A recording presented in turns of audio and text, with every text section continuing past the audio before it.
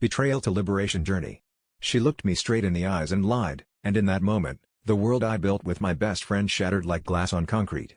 I found out she'd been sharing my secrets, the ones I'd trusted her with through late-night phone calls and whispered confessions, with people who barely knew my name.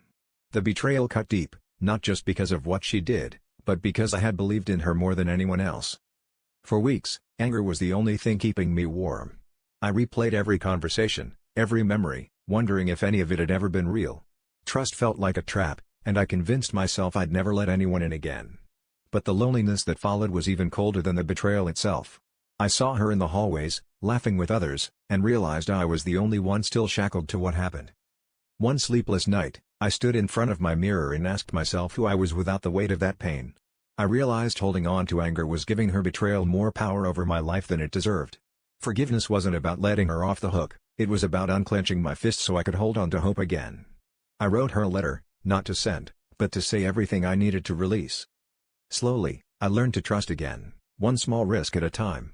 New friends entered my life, not to replace what was lost, but to show me that vulnerability is still worth it. The day my best friend betrayed me, I thought it was the end of something important.